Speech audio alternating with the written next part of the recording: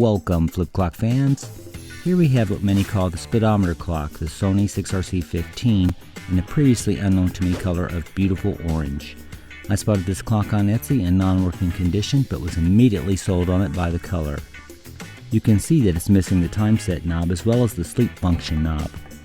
The radio powers on by pushing the manual knob, but the tuner dial will not budge.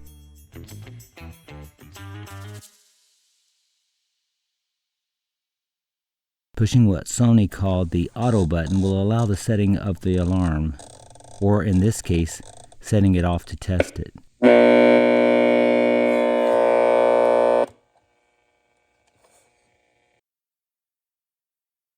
The quote manual and auto names throws people off these days on many of these vintage Sonys. This label here is an indicator that the clock was sold in Canada. So the plan is to get into this clock, there's a trick to that, and see how to get this clock back to working condition. But first, a little background. The clock seems to have first made an appearance in advertisements in 1970 as something really different. Today, tomorrow begins and the future looks great in the unique shape of Sony's new 6RC15 digital clock radio. Mini-sized and thoroughly modern. The clock was last seen in newspaper advertisements in 1974. Here in this Canadian newspaper, we can see the clock described as coming with a white or black cabinet. Nowhere can I find it advertised in orange. Definitely have to get this into working condition. It's going to be part of my main clock display for sure. For some reason, the volume knob is secured with a machine screw. That's unusual in the 70s clocks. All the rest of the buttons and knobs just pull straight off except for the sleep and time set buttons, which apparently like to fall off, and the tuner knob, which jumps off.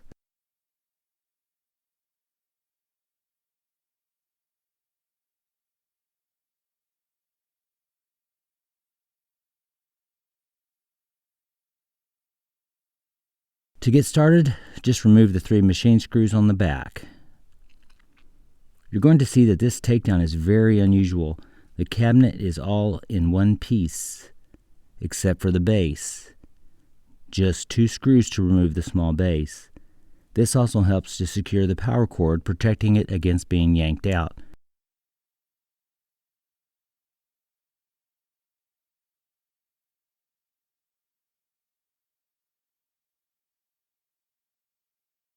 Now the tricky part. Nothing opens up. And surprisingly, you don't start by pulling off the clear clock face either. What you do is try to get a grip and push the internal components out the front. You've got to depress both these buttons or you're going to get them snagged in the process, possibly damaging them. Now you just gently work the unit out of the cabinet. There is no extra room in there. Things try to get snagged. Just gently work it.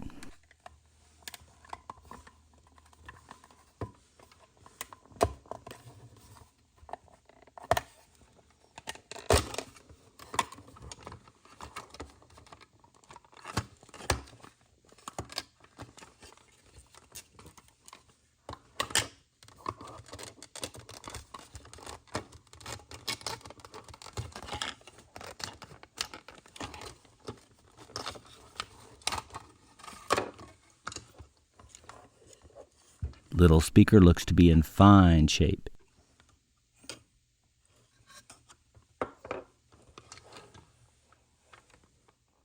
It just seats in this hole in the back, nothing securing it in place.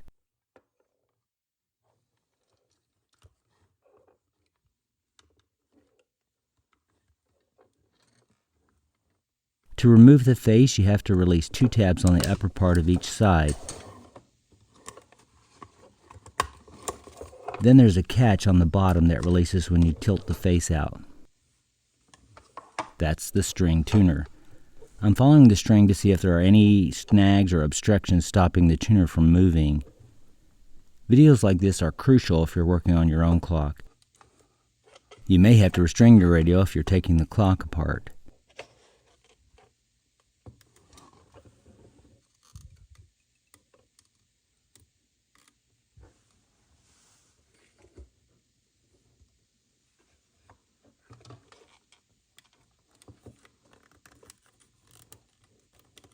So ultimately, all I do is push the dial and get it moving again.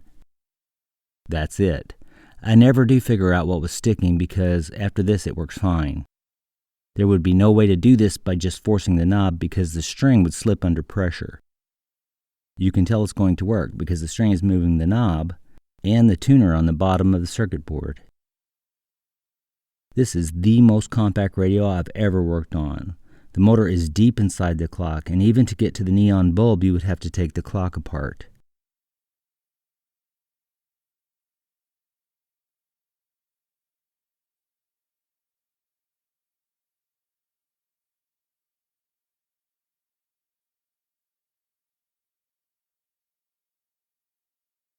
It's just going to be a matter of removing screws at this point. I won't show this, but I videoed the entire process. It took me about 20 minutes to get the components apart, taking my time. I'll need this video if I ever want to reassemble the clock.